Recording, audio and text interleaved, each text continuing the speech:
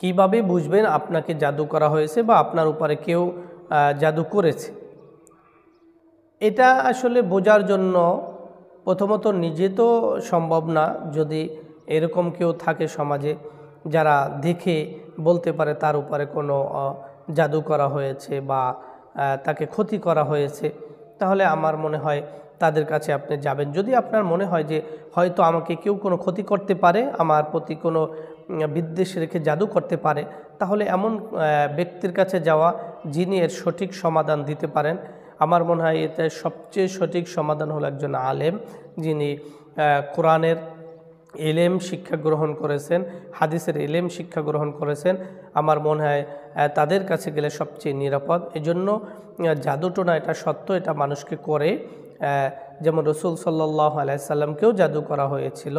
আল্লাহ তাআলা ফেরেশতাদের মাধ্যমে তার জাদুকে জানিয়ে দিয়েছেন এবং সে অনুযায়ী আল্লাহ রসুল জাদুকে শেষ করে তিনি সুস্থ হয়েছিলেন। এজন্য জাদু করতে মনে করেন যদি যে আপনাকে আপনার শত্রু থাকতে পারে মানুষ হিসাবে, তাহলে আপনি এটা যদি মনে করেন যে আপনাকে জাদু করতে পারে, তাহলে আপনি জাদু এটা যে যা ভালো জানে বা ভালো কাজ করতে পারে তার কাছে চলে যাবেন।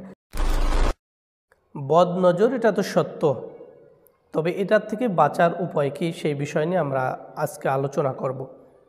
বদ নজর এমন একটা নজর, খারাপ নজর, যার মাধ্যমে একটা সন্তানকে, একটা মানুষকে মৃত্যু পর্যন্ত নিয়ে যেতে পারে। এজন্য এই বদ নজর থেকে বাঁচার জন্য আমরা যখন ঘর থেকে বের হব অথবা যেখানেই যাব, সূরা ফাতিহা পড়ে নিজের শরীরে দম করে দেব, ফু দিয়ে নেব। আল্লাহ রাব্বুল আলামিন মানুষদেরকে এক একজনকে এক এক ধরনের জবান দিয়ে আল্লাহ তাআলা সৃষ্টি করেছেন। কারো জবান ভালো, কারো জবান আরেকটু ভালো, কারো জবান আরেকটু খারাপ, আরও কারো জবান একদমই খারাপ।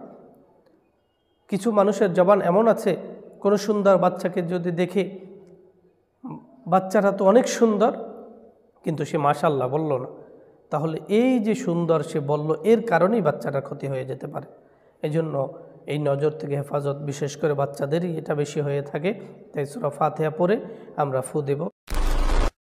মানুষ যার অসুস্থতার কারণে তার রক্তের প্রয়োজন, সে আপনার আত্মীয় হোক, আত্মীয় না হোক, সে ধর্মের হোক অথবা অন্য ধর্মের হোক, যে কোনো মানুষকে রক্ত দেওয়া জায়েজ। এটা একটা সাদকা জারিয়া হিসাবেও থাকে।